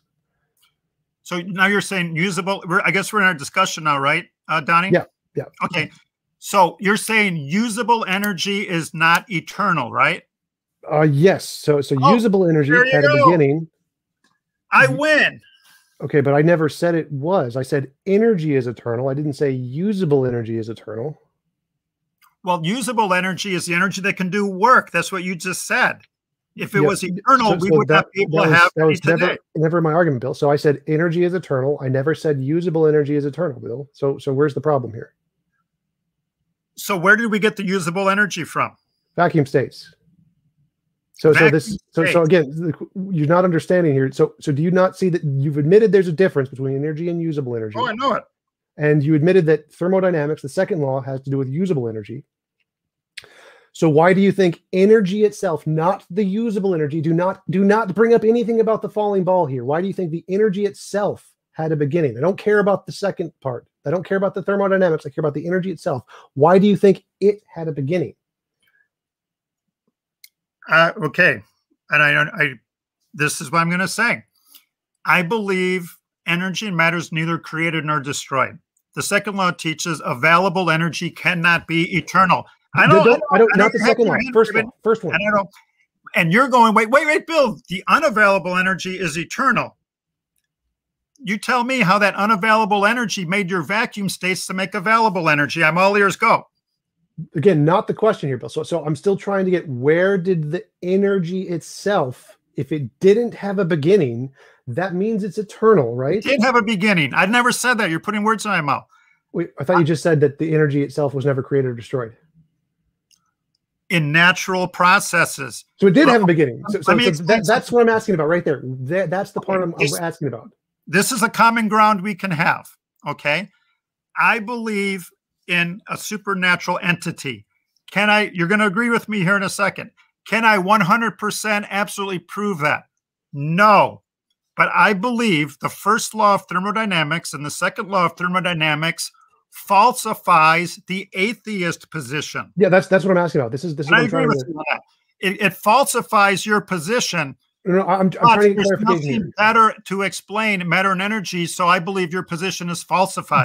That's what I'm trying to get some more clarification from you here. So you're saying that the first law of thermodynamics, energy cannot be created or destroyed, but only in a natural sense. And only in the natural means. So where did you get that conclusion from? And you're saying that the reason you believe that is because of the second law of thermodynamics? Yes, they work together hand in hand. And you could talk to the authors of that book if they're still alive. They're probably not. But they didn't say anything. We live in the natural world. You throw something out called vacuum states. Are you saying unavailable energy in a vacuum state makes available energy? Sort of. But well, you can invent perpetual motion then, Tom. Why don't you do that? Eternal energy. Yes. Energy from non-available energy. Vacuum states is eternal energy. Yes. I'm speechless. That is one of the weakest things I've ever heard. Google virtual particles. It's the consensus in physics. Go for it. But I'm still not energy. You cannot get available energy from your non-available energy. Well, we literally demonstrated this in a lab where we demonstrated virtual particles do exactly that, where you took two metal slips. I think it starts with a C of some kind. You put two really small metal slips next to each other to see if vacuum states can collapse them, and it does collapse them. So we've demonstrated these exist. We can observe it, just like we can observe neutrinos. With available energy. It's not inert energy. Not how testable predictions work, Bill. We say if this hypothesis of virtual particles can predict this experiment, and we do the experiment, we see the results. That's how it works, Bill. So right. Your post hoc interpretation isn't relevant here. So, but I still want to go back to your observational energy shows that it is converted from available energy to unavailable energy. That is observed repeatedly. You are having a dream that unavailable energy in a vacuum state created available energy. Bill, this very moment. Bill, your imagination of the hypothesis is irrelevant to the hypothesis. So you're going to have to actually look at the papers and see what they say, because what you say doesn't matter. So we got to go back. We got to go back to this, Bill. So you're saying that the first law of thermodynamics, energy cannot be created or destroyed ever under any circumstances, no matter what, which is the first law. There's an exception here. World. Nope, that's not in the first law. Find me that in any physics book it's not there. We are in the natural world, Tom. I don't care. I don't care, Bill. Where in physics does it add that caveat in? Okay. Let's leave it at that. Matter and energy is neither created nor destroyed. Ever, under any circumstances. It has to, because of the second law, the available energy needed an origin. Okay. So, Bill, the first law doesn't say the available energy can't be created or destroyed. It says energy cannot be created or destroyed. Great. Okay. So the second law has nothing to do with the first law. It sure does. It has to do with the time element. Bill, there's no time element in the first law. I agree. That's why we have the second law. So they have nothing to do with the gyrations are not helping your thermodynamics. Oh, it's helping my Patreon support because we're all just laughing at the hilarity of what you're saying right now. So now I feel bad. I feel really bad. Don't. I appreciate you. I appreciate you being here because this is great. I feel so bad I'm being laughed at, but your thermodynamics is awful, Tom. Well, I haven't said anything about thermodynamics. I'm talking about the first law, not the second laws. So matter and energy is neither created nor destroyed. So why do you think that has an exception? Why do you think that's wrong? Why is that law wrong, Bill? Because of the second law. I even put the slide up by those thermodynamic authors. Do you know more about thermodynamics than those two guys, you think? Probably, because they died. Oh, my goodness. So pride cometh before a fall, Tom. Yes, we've made progress since then in science. There's more knowledge now than there was before. So, but what was their quote? What quote do they have that somehow the first law has an exception? Law. I didn't say anything about it. I said, what is it? Why is the first law wrong, Bill? The first law is true in the natural world, but you have to explain the origin of matter and energy. Where does that? Where does it say that? Where does it say the first law? Energy is not created or destroyed, but only in the natural world. Where is this? Where did you get this information, Bill? I can't find this in any physics books. It doesn't say that. It says matter cannot be created or destroyed. Period. End of sentence. Okay, no exceptions. It can't be. I don't know how many times we got to say this. 16 times. Energy cannot be eternal. Available energy, Tom, is subject. I'm not talking about available energy, Bill. I know you don't want to. I don't blame you for wanting to avoid facts, because facts can be a very inconvenient thing. Can they not? Not really. Yeah. Not really. I'm not Your really. worldview. It can be really inconvenient. So again, you admit there's a difference between energy and usable energy. Those are two different things, correct? Available energy is what we call it in the profession. Right. Those are synonyms, Bill. So there's a difference between energy and usable energy, right? They're two different things. One is a subset. Available energy is energy. Okay. And then there's unavailable energy. And over time, unavailable energy. We are running out of available energy. I never said that we are going to face a heat death, as they say. Is unavailable energy energy? Because available energy is not infinite. Bill, time. Is unavailable energy also a kind of energy? Yes. So the energy is still there, right? It doesn't go anywhere. It doesn't go. You got the ball at the bottom of the hill. You got to get the ball to the top of the hill, Tom. Okay, but I didn't say that. So the energy is still there, right? You're avoiding the ball. What? Well, I'm trying to get you to actually address my question. Like you're bringing up a second question. So there's two different concepts: energy and usable energy, and non-usable energy. Two separate things there. Concepts. Is there a difference between energy and usable energy? Are those two different things? There's available energy, and there's unavailable energy, and over time, one becomes the other. Okay. Therefore, available energy cannot be eternal, Tom. I grant that. Yes, available energy cannot be eternal. Okay. What about you make up this vacuum tubes that you make up vacuum tubes made available energy. Bill, even my dog doesn't agree with that. Bill, the question here was that the dog's laughing at you. Ha ha. So available energy is not eternal. Okay. But is energy eternal? No. I do not believe it. Okay. So why? Because why is atoms wrong, Bill? Tommy, unavailable energy still has atoms. Atoms are not eternal. I can't teach you anymore. There's not going to be any atoms when there's unavailable energy. There's going to be no atoms, Bill. You believe the energy in an atom is eternal? Well, yeah, but it's going to diffuse into a wave. So the particle isn't eternal. The particle is going to dissolve, but the energy is still going to be there. No, it's going to become unavailable, Tom. You're talking out of your buttocks. It still exists when it's unavailable. It's still there. It doesn't. It's yes, the energy is still there even when it's unavailable. It doesn't like you've admitted this. Work. That's right. Fine. It still exists. See, my dog's laughing at you, Tom. Your Patreon supporters versus my dog. I'm going to go with my dog, and I'm going to go with thermodynamics and the professors. And you got to research that vacuum theory. Nonsense. Vacuum states. Okay. Let me find the experiment for it. No, we've done this. Vacuum states. Yeah, find that paper. Find that theoretical paper there. This is the real world. Yeah, but yeah, your confusion on the first law, the second law is pretty hilarious. And also the fact that you didn't know why the sun rising tomorrow doesn't actually count as evidence of a new hypothesis. Beautiful. Also something you should. Well, your belief that unavailable energy made available is sad. Casimir effect. It's not just funny. The dog thinks it's funny, but it's sad. But we're digressing. I'm happy if the dog is laughing too. That means more joy for us all. So yeah, Casimir effect. Casimir effect is the experiment. So again, the two major problems that I've identified in our talk today that I think you should work on is one, trying to understand why predicting things we already know isn't evidence. Like predicting the sun will rise tomorrow no one's going to accept that. I'm predicting the offspring of every ape, bacteria, zebra, human will be human. That's a prediction. I know you don't like that, but that's a prediction. The offspring of every ape and chimpanzee. They haven't been seen yet. And giraffe will be human. Like, okay. Okay. Humans make humans.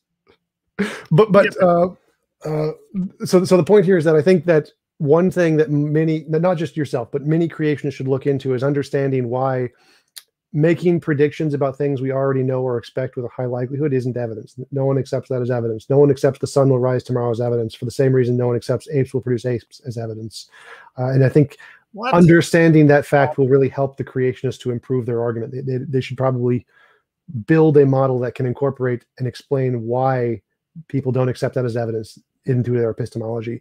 And secondly, is there evidence for gravity? Yes. Are there new predictions for gravity? Einstein, well, there were when Einstein made them. What about today, 2000? But I don't use science, Tom. You're playing philosophical word games. What? So Einstein made a new prediction about gravity that we can observe it bending through black holes and things. We can observe permutations in space-time. So yeah, he made new predictions that no one knew before that we did discover. I don't know if there are any. I don't think there are any novel predictions about a new model yet. What do you need novel for if this is going to fall? That's science. If you have a new hypothesis, like if I want to say that Einstein was wrong and there's this new theory of gravity that is better than Einstein's theory, in order to show that I have a better theory than Einstein's, I have to predict something Einstein didn't, right? Well, truth might not need a better prediction, my friend. Truth might be truth.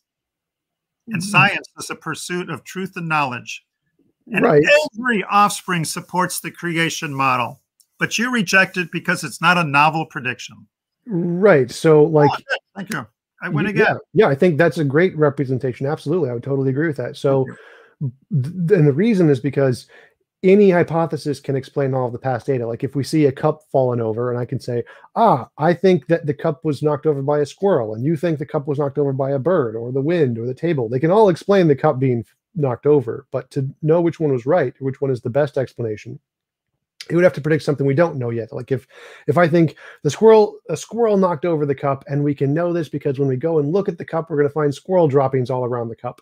And if we look and we see, there's squirrel droppings, that means that my hypothesis is better than all of the others because it predicted something we don't know yet and got it right. That's the novel part. Like anybody can explain the better that humans can only make humans better than yours because they got 8 billion living pieces of evidence right now.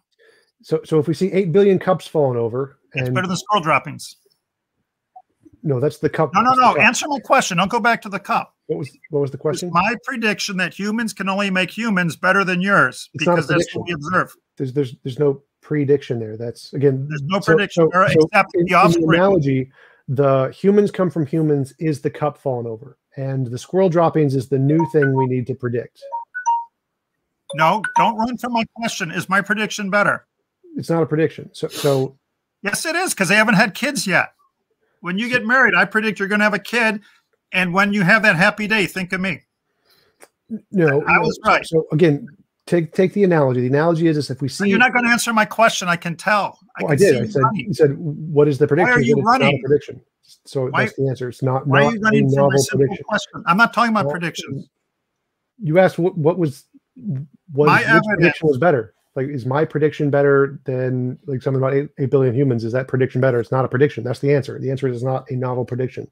So, is my position better that 8 billion humans all came from humans can only make more humans better than a bacteria to blue whale hypothesis? No, it's worse, significantly worse, by like a huge margin. Huge margin. Okay, let me jump in here, Jump. It's been a lively debate. Definitely want to remember, a lot of fun. The timer went off about a minute ago. I didn't want to stop you guys in mid-sentence, but it kind of looks like you've both concluded your points. So therefore, if it's okay with you, if you guys think it's a good idea, maybe we jump into concluding statements, because we've got 5-minute concluding statements. Got a ton of questions. We'll do about 15 minutes of questions. I'll read off the super chats, get to as many questions as possible, and then we will call it a night. I want to respect both of your times for tonight. So Bill, you started, therefore you get to go first for your concluding statement. I see your screen popping up here, so all right, you're good to go. Yeah. Good job for both of you. Go ahead. All right, I don't have my timer, but I'll try to make it 5 minutes. Okay, conclusion. That's a picture of my daughter when she was 2. That's a picture of my daughter when she was 3. As I said earlier, there's been hundreds and hundreds of creation evolution debates. I think we need to examine the fruits of the 2 positions. When my daughter got leukemia at the age of 3, I was enraged, furious, and mad at God. And I fully understand grief, pain, and suffering. I've seen a lot in my day, and I can see how that could lead to a rejection that there is a God. If people are only looking as God as a comforter, a valet, and I'm not putting that down, I can see why people would reject, nope, there can't be a God because of suffering. However, my foundation for belief in God was genetics. Red blood cells, white blood cells are designed, etc. Science was my foundation. And even though I was mad at God, I hung on to my belief. And the wisest thing I did during her leukemia, after a while, I just said, God, may your will be done. You made me, you made my beating heart, you made my breathing lungs. May your will be done. We're going to do all we can with science, medicine, technology, and prayer, but you're in charge, and if she dies, may that be your will. I was never angry at the Creator again after that. I was still stressed out that I would lose her, but my anger subsided. My point is, creation can be a foundation during the storms of grief. Without that foundation, people can fall away and fall deeper and deeper into their grief and suffering. And I have compassion for these people. I'm not being snide. I'm very happy to say that my daughter did survive, but my wife and I went to 12 different funerals during her time at the cancer hospital.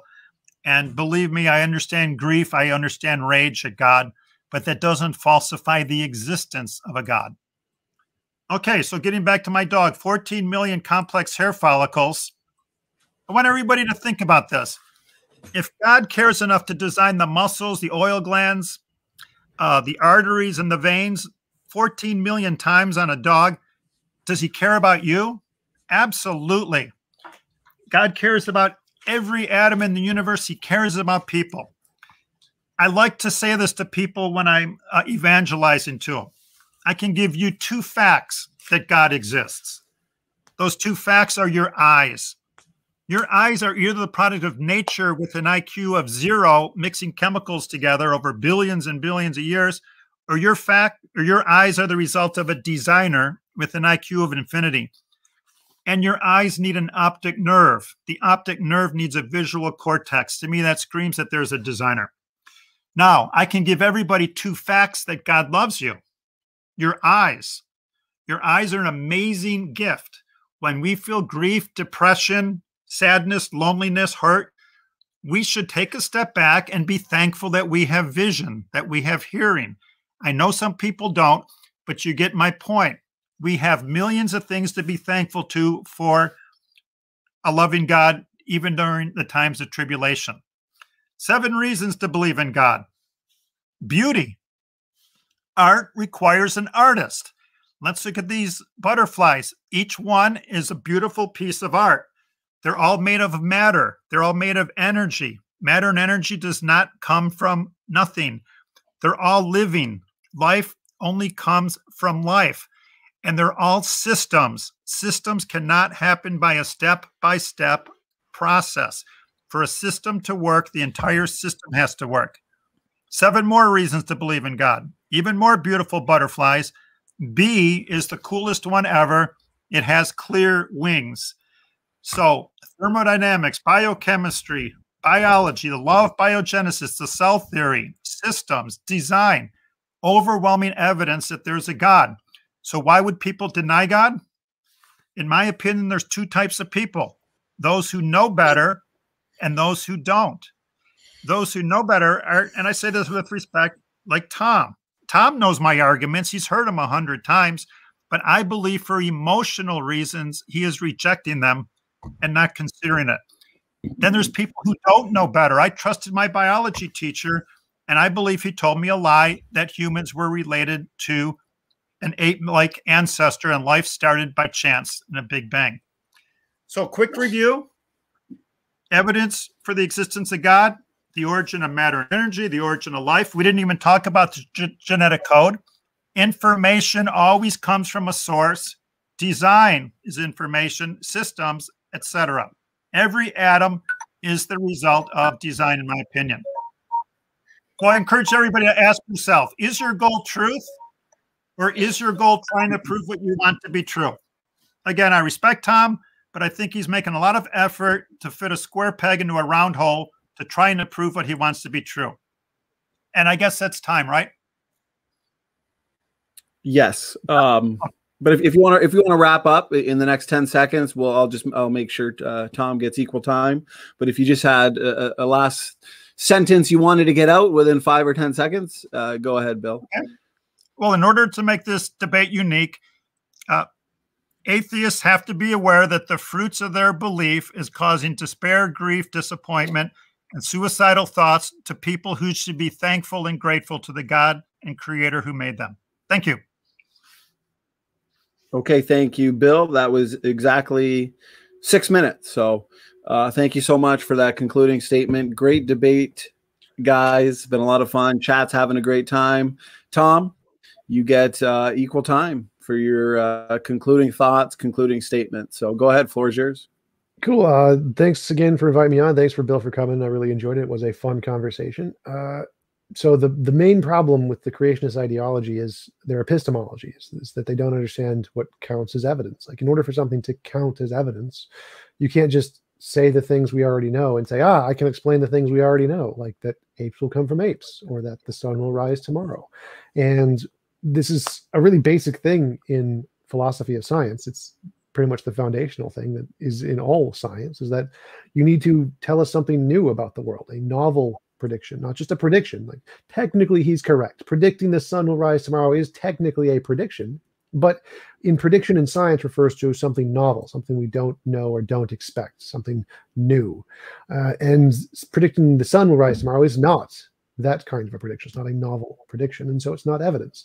And until you can provide that kind of a novel prediction, discovering that if your hypothesis is true, here is some new fact about the world we can discover, which we don't know yet, which we've never seen before, then that's what you really need to support your hypothesis. That's what creationists would really need to support their conclusion is true, or that it is reasonable to support more so than biology, just like what Einstein did. Einstein said, yeah, Newton's model predicts that the planets will go around the sun. Yep, it explains that. It got it right every day. We always seen the planets go around in this way, perfectly fine.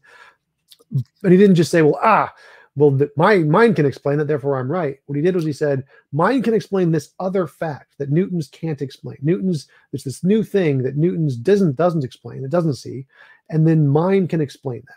All of the models predict apes will come from apes. Every single evolutionary model says that. Every single evolutionary model says humans will come from humans. But they've been explaining something else that the creationist model can't explain, which is the patterns in the DNA. Why do the patterns in the DNA match between species? Why do we see these fossils at these locations? Why do we see these relationships between ring species? Evolution can explain all of that and millions of other things that creationists doesn't have any explanation for. And they explain these things before we knew them. They made predictions about these things. They said, if it's the case that everything in life is produced by evolution, then we'll see these things that we don't know yet. And oh my God, we discovered it. All of them, all of Darwin's predictions were true. Before he actually saw them, he predicted them. That's what real evidence looks like. And that's what creationists don't have. All they have is predicting the things we already know and claiming that they're special because, oh, look, a cup fell over, or 8 billion cups fell over. I can explain that as the wind. That's nice. Do you make any novel predictions? Because if not, you got nothing. And I will conclude there.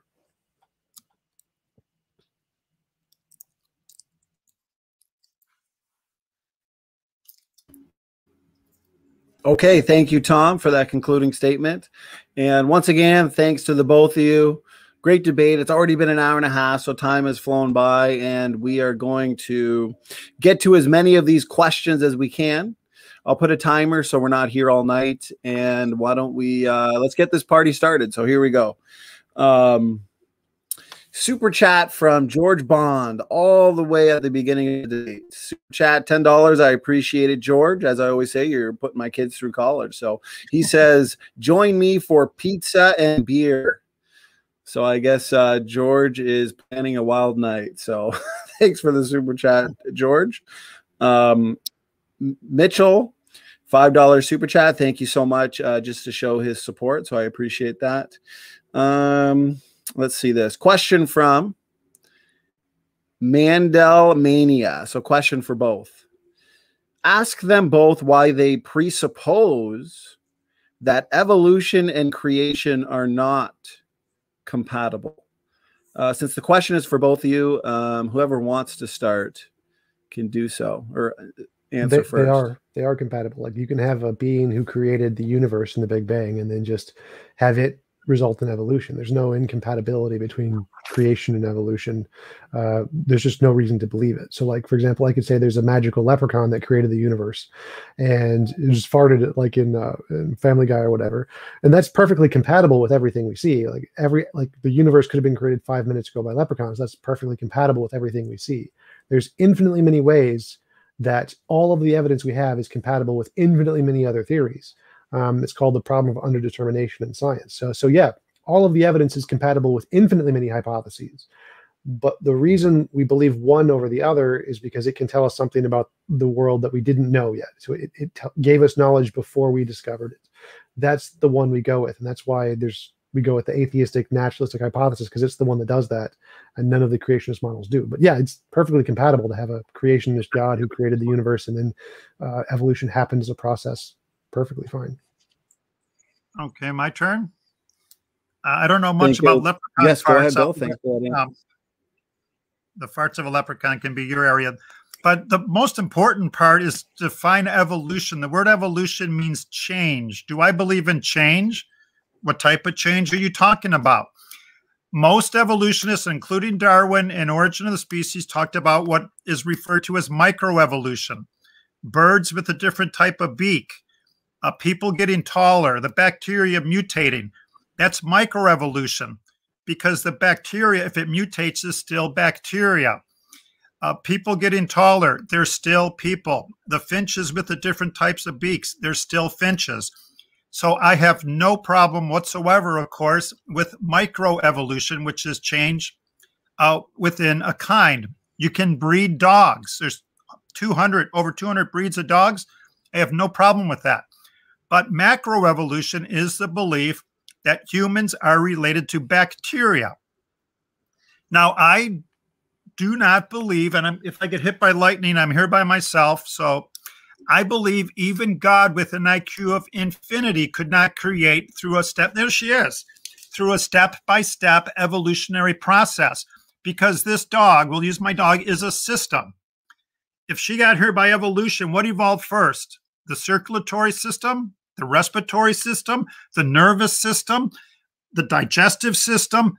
No, for this living system to exist, it has to be created instantly with the whole system in place. So I don't believe that God created a digestive system on a Monday, circulatory on a Tuesday, nervous system on a Wednesday. And I see Tom tilting his head like that, but it's not that hard to comprehend. A living system, to be living, needs all the systems working. So if God could not do it by a step-by-step process, nature with an IQ of 0 certainly couldn't make a living system where the dog has all kinds of systems required for it to be alive. So to me, it is incompatible to think that God created through evolution. If God wanted to create a whale, he'd create a whale. He wouldn't create bacteria, jump in the nucleus, rearrange it, jump out, etc. You guys get my point. If Tom was paid to build the space shuttle, he wouldn't start with a little red wagon and keep tweaking it. He would go right to the red wagon. And I believe that is logical in science to believe that God made the dog as a dog, not as a descendant from a single cell organism. Just to clarify, you said it's impossible for even a god to create a step-by-step process to produce life? For a system like a dog with circulatory, digestive, immune, absolutely. They all have to be there at once. The neutron needs the proton, needs the electron, of the system. Well, guys, thank you for your answers on that question. So thanks for that question. Next comes in from Mitchell, $10 super chat. So Mitchell, thanks so much for the support. You guys are the life and blood of this channel, so I appreciate it. Question is for TJump. So he asks, you said that creationists don't know how evidence works during this debate. Can you then tell me how dark energy is an evidentiary force to create anything without observation? Dark energy doesn't create anything. It moves, stops farther away. So dark energy is the fact. It's not a thing that it's just a placeholder. So there's a phenomenon we observe, which is galaxies are moving further away faster and faster. They're increasing in speed. And we don't know what's causing that. So we place a label on it called dark energy. Dark just means we don't know what it is. So it doesn't create energy. It doesn't create anything. It's just an undiscovered phenomenon that we see in the world that we don't know what's causing it. Thank you for that response there, Tom. As always, we always allow a response from the other debater. Bill, if you had something you wanted to say or add to it.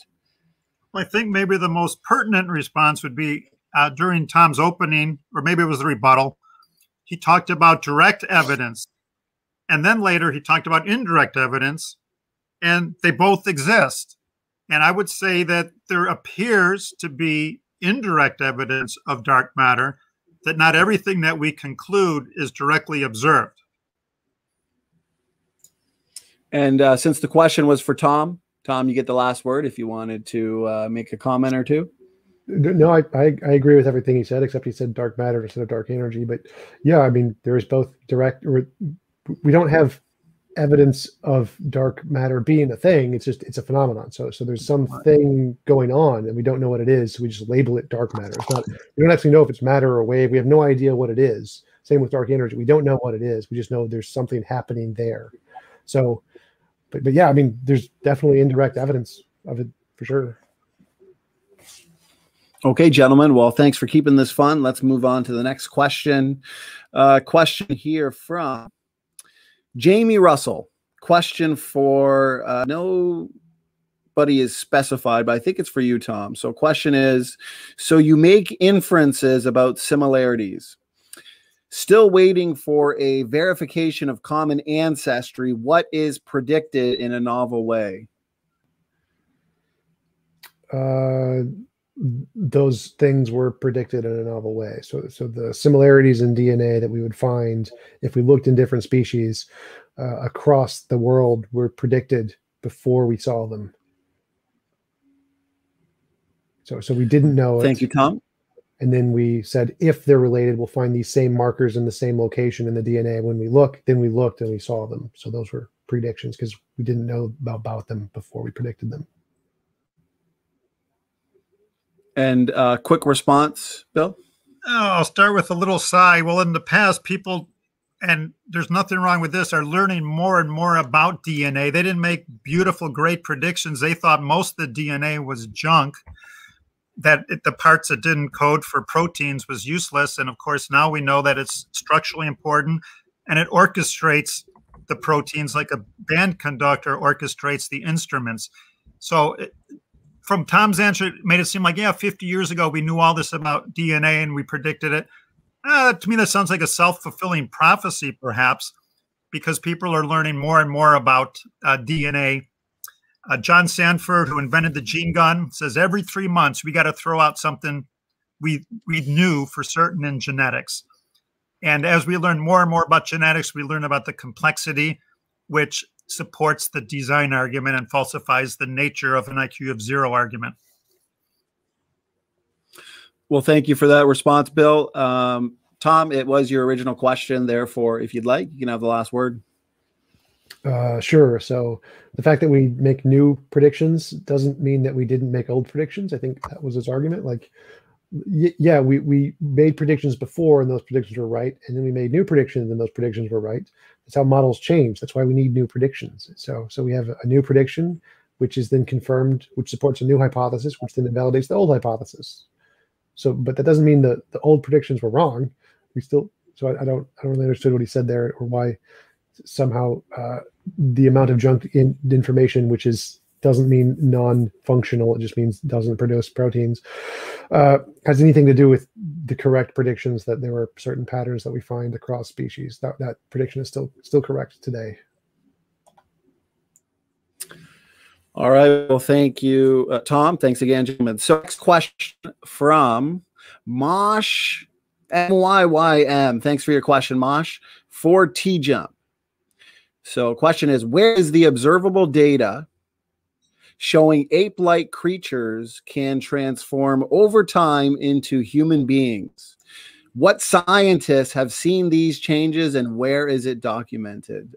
Tom, go ahead. Take your time. It's in DNA. We've seen them in a lab in literally hundreds of thousands of different experiments that all make novel predictions about changes in DNA and why they occur in reproduction and what will happen if it occurs over long periods of time. Like, we see them all the time. It's pretty much the entire field of biology. It's the foundation of everything in biology. That's all observed and tested every day all over the world. Thank you for the response, Tom. And Bill, if you had a couple comments to make, go ahead. I hope this isn't taken the wrong way, but years ago, I did a mock debate as the evolutionist. And I remember leaving the hall. I felt dirty. I felt unclean, that I said all these word type things, but I knew in my heart there wasn't one piece of observational evidence to support what I said. If I was an atheist, I would really be agonizing that there's not one transitional form of an ape man to a human. There should be millions of them. Why did they all go extinct? Why aren't there living transitional forms between a reptile and a bird, a fish and an amphibian? They don't exist. It's almost like there was a rapture of all their evidence. I say they don't exist because they never existed, and biochemistry teaches us they never could exist, where the evolutionist has to hand wave and says, oh, well, it's in the DNA. Well, that's fantasy and that's wishful thinking. Thank you, Bill. And Tom, last word. It's this thing he mentioned earlier called indirect observation. Like, we don't literally need to see the common ancestors that lived 1,000 years ago that are now dead. We can see the consequences of if they did exist, like the neutrinos. Like he already admitted, you can have indirect observation. So the indirect observation is the consequence of those things is that there's these patterns in DNA, just like the consequence of neutrinos is this pattern of bubbles in the soup thing. So it's exactly the same observable science. All right, thanks. Let's move right on to this next question in the form of a super chat. Mitchell, thanks again for your super chat, $5. He asks if an unobservable force such as dark energy is a creative force, how then can you conclude an intelligent force such as God can't be a factor? Tom, I'm guessing that question's for you. Yeah, so dark energy is not a creative force. We don't know what dark energy is. We don't even know if it is a force. It's just a phenomenon in the universe. We don't know what it is. It's just there's something happening over there. We don't know what it's causing it. We call it dark energy. Secondly, we don't conclude God it can't be a factor. That's not a thing in science. We do anything could be a factor. Magical leprechauns could be a factor. What we do is we say there's infinitely many ways to explain every phenomenon. Like the universe could have been created 5 minutes ago by leprechauns or fairies or unicorns or infinitely many things. We say that the theory that makes predictions is the best one, and so that it is the one that you should believe over all others, and all others are most likely imaginary. So because of the naturalistic hypothesis makes the testable predictions, which are confirmed, it's the best hypothesis, and all the other ones, because they don't, are imaginary. So like if I said, look at the cup that was knocked over, my hypothesis is a squirrel did it. So we'll see squirrel droppings, and we find squirrel droppings. Your hypothesis that a god knocked it over or that leprechauns did is imaginary. It's something in your imagination because there's no evidence for it. It's one of the ones that didn't make testable predictions. So that's how we rule out the God hypothesis, is that there's infinitely many imaginary ways we can explain it, and it's one of those.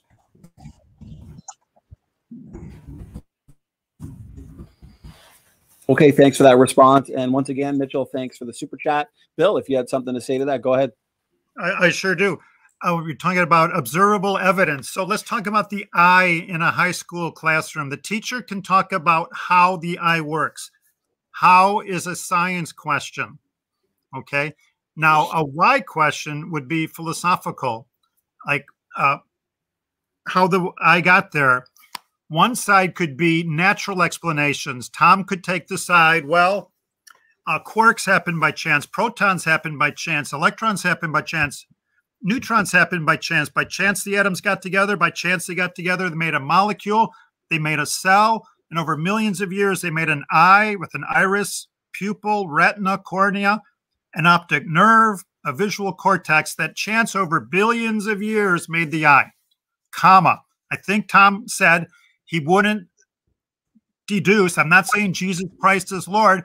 Then the teacher could say, but other people believe that the eye is a result of design, that the pupil, the iris, the retina, the cornea, the optic nerve, the atom, the cells, and molecules are the product of design. Here's my question. I have no problem if in the schools they taught that some people believe there's a designer and said, you guys can decide who it is on their own. But all they teach is the atheist worldview that every atom happened by chance, made a molecule, made a cell, and even if they could, it became a living organism. Tom, are you opposed to even mentioning that some people believe there's a designer behind the human eye? Why would we mention that other people have other beliefs? I mean, the point of the science class is to show what we have evidence for. So if you presented evidence for the God that was a novel testable prediction, then we could teach God in the classroom. Like, I'd be happy with that. But we're only allowed to teach things in the classroom that have made novel testable predictions. Can you present evidence of how an atom came to be, how protons, neutrons, electrons were formed and made an atom? Be careful. Yes. No, you can't. Yes. No, you can't. You are lying. Are you lying or ignorant? And I say that large hadron collider. We can break them apart, so we can show how to break them apart. No. Yes. So the way reverse engineering works is like, how do you show evidence how the car was made? Well, you take it apart and you show how the pieces work together. It's the same thing. Two horses going in the opposite direction. Breaking them apart is not teaching how they come together. Research that if you want to be an honest person. That's reverse engineering is a thing. Google it. Break apart the atom. They're not putting Humpty Dumpty back together again. The reverse engineering is when you break something apart to learn how it was put together. That's literally what it means. No, you can learn the parts that make it. You cannot explain how they put it together. Do you understand how they teach atoms came to be? They formed from the energy states in the universe. So like there was very small fluctuations that was all plasma, and the plasma then formed when it cooled to hydrogen atoms, and the hydrogen atoms built into stars, and the stars compressed them into larger atoms, and then the stars exploded and made even larger atoms. And the creation of these atoms is observed, right? Large hadron collider. Like we make what's it called? Fission and fusion reactors that literally do put them together, fusion, and take them apart. Fusion is joining atoms that already exist. They're not making the atom. I'm Right. talking about proton, neutron, electron. Proton, neutron, electron. So those are made by gluons. Those are made by gluons. Gluons and bosons, which are just smaller kinds of things. Well, the quarks made the protons, and the temperature had to cool before the electrons come, in theory. But anyways, I think we made our points. But it's not observed. You're saying yours is observed. I'm saying neither one is observed. Of whether the eye is a design or nature pushed a bunch of chemicals around and made an eye. Right. We have indirect observation called novel predictions. Wrong. Wrong. Okay. Why don't we okay, and once again, guys, thanks for keeping these questions fun. We are on the 2-hour mark. So what I'm going to do is I'm going to well, this isn't really a question. This is a super chat that came in, and I think it's just more of a comment towards something you guys were discussing at some point in the debate. I can't remember now. Maybe you'll remember. He also gives a $5 super chat. He says, TJump, Moses exists. Does that ring a bell? That was nothing in this debate, but Moses did not exist. No, all of the evidence, the consensus in history is that Moses was a fictional character. Or maybe it was the last debate. Was it the last debate that we talked about this? Yes, I think that's what he's referencing. In the previous debate, I think we brought this up. Yeah, Moses did not exist. The consensus in history is that Moses never existed. Or is there no evidence that he existed? Okay. The consensus is he did not exist. He is a fiction. That's different. You said he didn't exist. That means you know everything, right? No. That's what you said. He didn't exist. Well, I can say Santa Claus doesn't exist, and I don't need to know with certainty because we have good evidence he does not exist. We're not talking about Santa Claus. We are. They're both fictional characters. Okay. Good luck with that. Okay, let me I'm gonna end with this one because I've got a question here from Question Authority and Stay Healthy. We got a ton of questions, and I apologize if I couldn't get to yours. Like I said, if we asked every question, we'd be here all night, and we're just hitting the 2-hour mark. So we'll end it with this one. Like all the other questions, Tom. So I appreciate you being a good sport. Every question was for you. So that's awesome. You guys kept this fun. Question, Tom. Do you believe the purpose of human life is to procreate and survive? If so, then is it possible to determine that human life has more value than animal life? No, I think the purpose of life is happiness. I do not think any version of consciousness is more valuable than any other version of consciousness. In my model of morality, all conscious things are equally as valuable and should all have the same rights if we had enough resources to do it. So like if I was a god, I'd make all conscious things essentially invulnerable. So no one could impose on any, there could be no involuntary position of will on any conscious thing. And I'd prevent all immoral actions from occurring. Essentially that would be the way I would design the universe. And so I think all life is valuable. Vegans are right.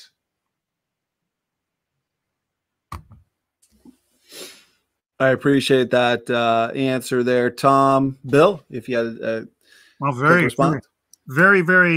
good question, in my opinion. God could have created us in cells and locked us up so nobody could interact and hurt each other, but he created us with free will. So I'm glad we have that God and not Tom. No offense, Tom. But when I go evangelizing to people, I'll often ask them, what is the purpose of life? And I think Tom said to be happy. And I'm not a know-it-all. I'm not an expert in anything, but I like to tell people, don't ever try to be happy. Be thankful for what you do have. And a result of that is you will be happy, because happiness can come in many forms.